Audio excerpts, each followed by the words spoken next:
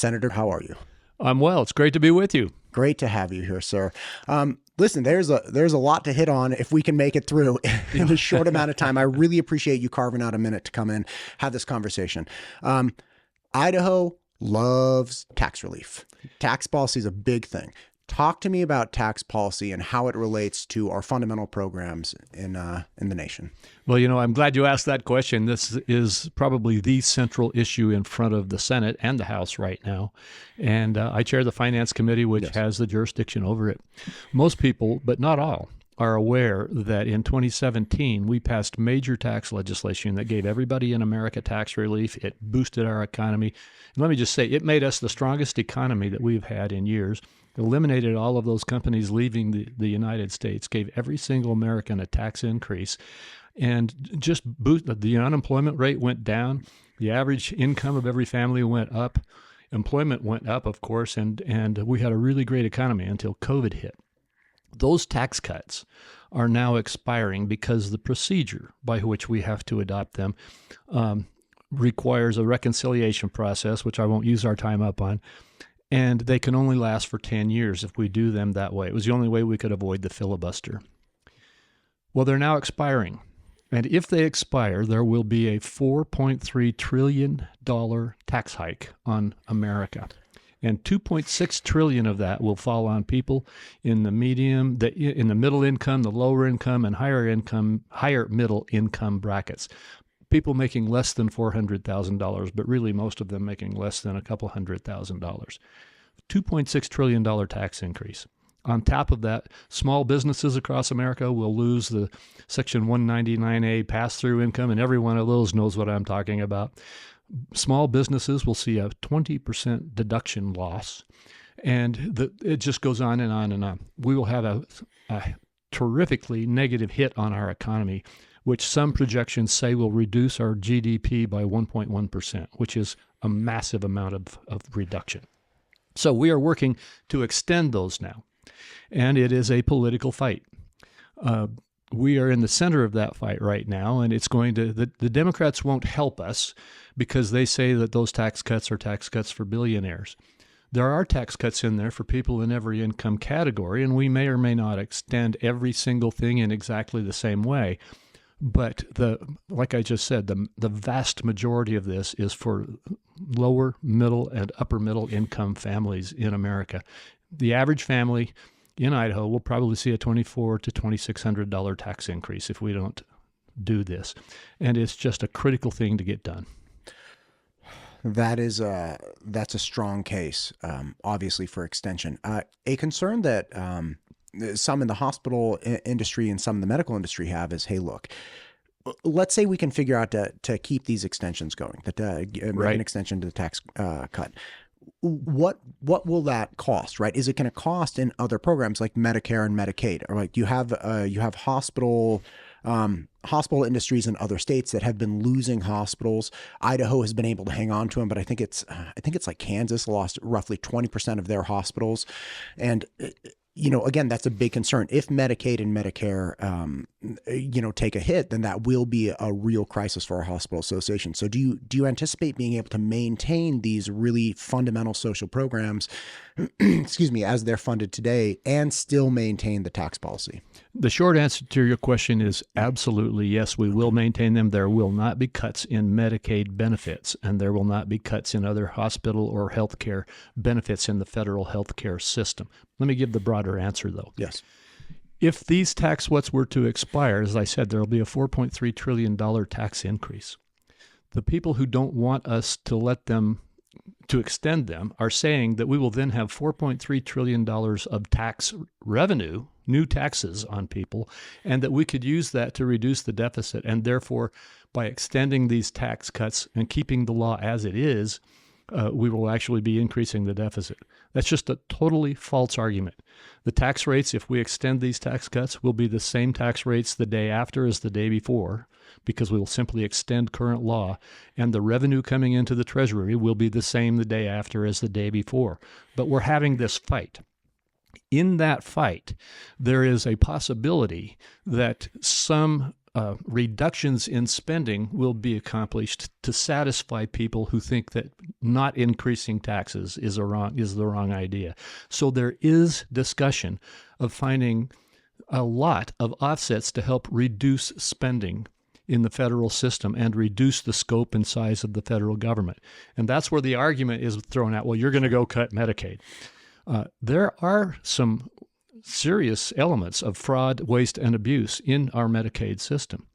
And I believe that we probably will end up looking at some kind of waste, fraud, and abuse, but it will be nothing that reduces the benefits in Medicaid to people who are qualified for it today and want to be sure that their qualifications don't extend. And President Trump has made this clear. He's told Congress that he will not sign a bill that reduces Medicaid benefits. And so how do we do that? Well, let me just give you one example. There are a number of examples, but right now, those who are illegally in the country, and we're talking about millions of people, Sure. many of them are being signed up to be put onto Medicaid. And we believe that they do not qualify for Medicaid. They're not American citizens, and they are not here legally. And if we were to reduce the provision of Medicaid benefits to those who are illegally in the country, that would be what many consider to be not a cut to true benefits of Medicaid, but instead a reduction of what is considered to be fraud on the Medicaid system. Sure. So some things like that could be done. But that's the kind of thing I'm talking about that are under consideration. And even that is not a done thing yet. It's just that there are a lot of ideas about how can we improve the performance of all of our federal agency systems and all of our federal programs and save money doing it by eliminating the waste, the fraud, and the abuse. And there could be some significant action in that zone. Gotcha. And again, that makes sense, which is essentially if you know a target population that you think categorically is a fraudulent population to have under this, then obviously terminating that could produce significant savings and help everybody's bottom line. Yeah, and not only that, but by eliminating that waste, fraud, and abuse in multiple programs in the federal government, we actually improve the services and improve the revenue potential for those programs that we do believe in and want to save and boost. So, for example, let me say, there's a lot of talk about the child tax credit. Part of the child tax credit is not really a tax credit for people who are taking a credit on their taxes for it. The biggest part of it, about 65% of it, is a direct payment to families who don't make enough money to pay taxes, but still get credit from the government. It's a direct payment out of the Treasury to people to get credit for those taxes that they would have had to pay if they had a Sure. job or whatever. And we are looking at boosting that. And boosting the amount that you pay people that don't pay enough. Yeah, to even, well, we're going to try to boost. Again, nothing's built yet. We're Sure, working on this. But we're looking at trying to increase the entire tax credit, that which goes to people in the lower and middle income brackets that are working enough to owe taxes, and they get a big tax relief out of that, about a $2,500 tax relief out of that, or tax deduction. Sure. But a big part of it goes directly as just a safety net supports payment to help people who are not yet able to get into the jobs or into the economy well enough to owe taxes. And, whether people agree or disagree with doing that, that's one of the things that we won't be able to do very well if we don't have extra revenue in the tax bill we're putting together by finding waste, fraud, and abuse in other parts of the system. So this thing balances in both directions. That's okay. That's great. I didn't know that there's work going towards that. I hope you can figure that out because that sounds like a good option. It's very broadly supported in both parties across the country. I hope so. Talking about the economy, tariffs are a big concern for ag producers in the state of Idaho. Yes. Obviously, I mean we're a big exporter, we're a big producer. Talk to me about the tariff policy because, again, a lot of people in the Farm Bureau and a lot of just individual growers are concerned that if we get into a tariff battle, Idaho will be distinctly harmed because of what it does. That's a very real concern. This is exactly the same concern that happened in President Trump's first presidency when he implemented tariffs on Canada and Mexico. And there was a problem that arose then with retaliatory responses from Canada and Mexico that we're starting to see now. President Trump worked in his first presidency in what I thought was a very artful way to deal with his tariffs. He used those tariffs as a tool he used the tariffs to bring Canada and Mexico to the table to make improvements to our trade agreements with them. He, by the way, did the same thing with China. And you'll remember back then in the first Trump presidency, China came to the table about all of its abusive and anti-competitive conduct toward us in the markets. We didn't get it totally fixed, and President Trump didn't have the time in a second presidency at that time to bring us to the final stages of the China deal. But he did on the Canada-U.S.-Mexico deal, and we actually improved our trade relations with Mexico and Canada. That's what I hope he's doing now. I understand the concern, and our farmers are very legitimately concerned about it. So we don't know the outcome yet today. But President Trump makes the case that not just with agriculture, but with regard to many other parts of our economy, we are getting hammered by tariffs across the globe. And he's talking about retaliatory tariffs on our part to balance the tariffs that our products are being charged by other nations, and doing so with a desire to get everybody to reduce their tariff barriers.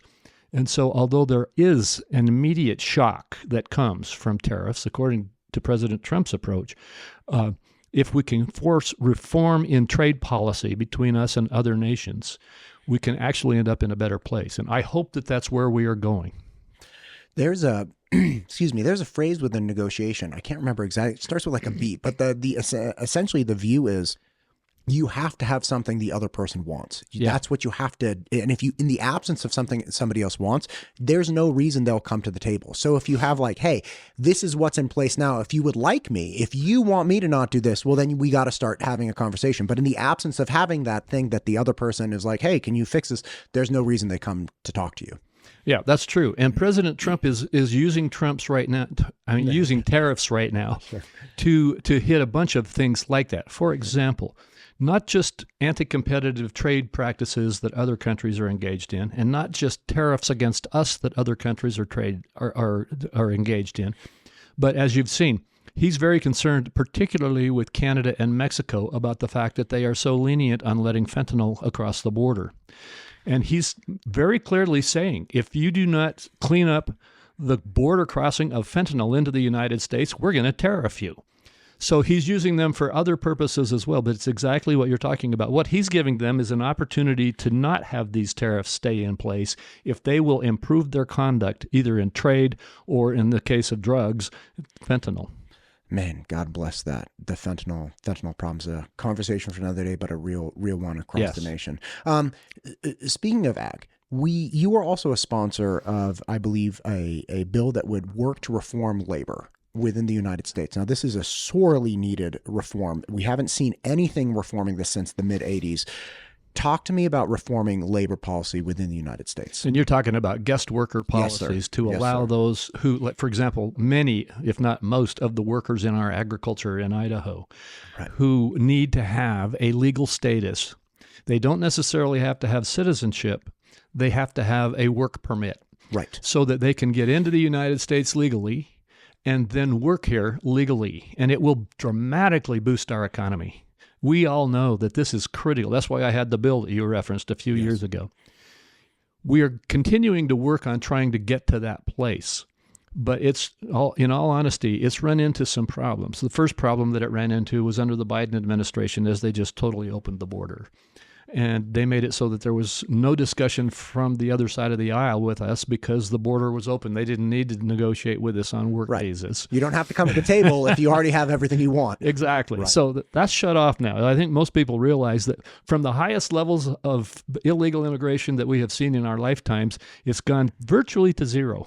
It's not at zero yet, but it's at the lowest we've seen, I think, in decades. And so now the need for them to come and talk to us about our bill has increased there. There's another piece of it, though. May I ask a quick question? I'm sorry to interrupt. So many people have asked, why have we had such an open border? And I have never understood it either. It's like, how does this benefit people? But do you think that in part, and I know I'm asking you to go out on a limb, but do you think in part of the intention of having an open border policy was to reduce the need to have immigration reform? Like, we didn't have to have that conversation if we had enough labor and people were just coming over. I think that was part of it. They figured that they could just get all of the labor into the country that they wanted to without having to have a visa program, which I think is a terrible idea. I also believe there were some other rather nefarious motives behind it. I'm not going to say I know what people, but I believe they had other reasons for wanting to blow the border open. But the fact is, it's closed now. There is, however, one more piece to the answer to your question, and that is, as we now think that there is a pressure point for negotiations on a guest worker program, what are the demands in that program? And I referenced earlier that what you need for this to work is a work visa, but there are demands that there is a pathway to citizenship as well, which is not in and of itself a deal killer, but the pathway to citizenship is an incentive for illegally entering the country. If you know that if you can just illegally get across the border, then you can get a pathway to citizenship. Right. And so we're trying to negotiate that issue out. The Republicans aren't so opposed to saying that a person who's legally here, if we get them into a guest worker program, that they should have a pathway. But we are saying that you don't just automatically give anybody who's here illegally a right to go to get on a pathway to achieve citizenship, because then one of those other motives for getting people into the country is accomplished, and that is to get them citizenship, not a job, but citizenship. And that citizenship just plays into a lot of other political policies. Sure. Understood. Staying on ag, obviously our forest lands are a big piece of ag, right? Because we grow trees and we grow timber. There are a lot of concerns in the state of Idaho. Governor Little, obviously, in his budget proposed a $60 million payment towards all the fire land protection and whatnot that we did last year, and proposed a $40 million ongoing budget item. Part of this is acknowledging, hey, look, we're coming into an insane age of fires on an annual basis. The fire seasons are going to be wild. They're going to be costly. This is really damaging. For about 3 months last year over the summer, I had like smoker's cough. Like I smoked 3 packs a day my whole life. And all of a sudden. Yeah, right. Mid-July, there's like a mushroom cloud going up, that I can see across the valley.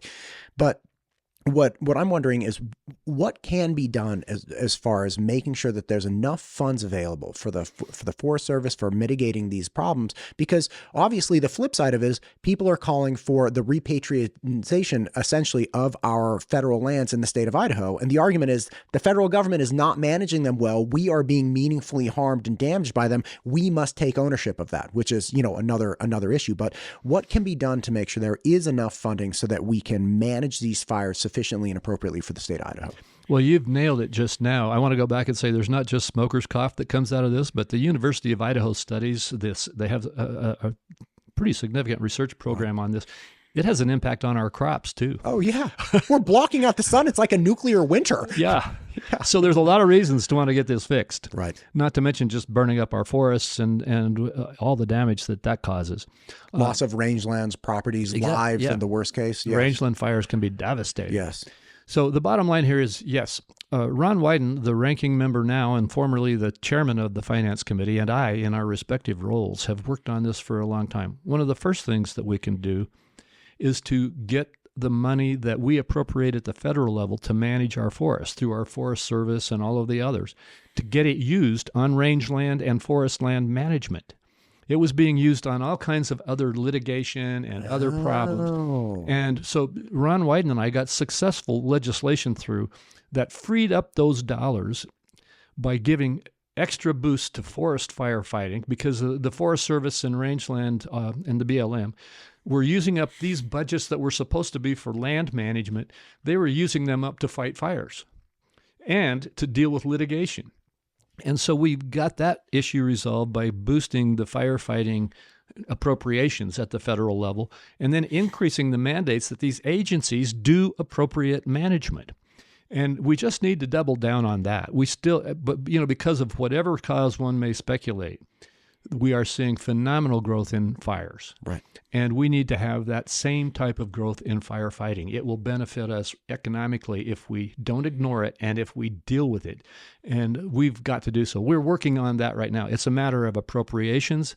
It's a matter of insisting that we have adequate management going on at the Forest Service and the BLM, which is a hard thing to do.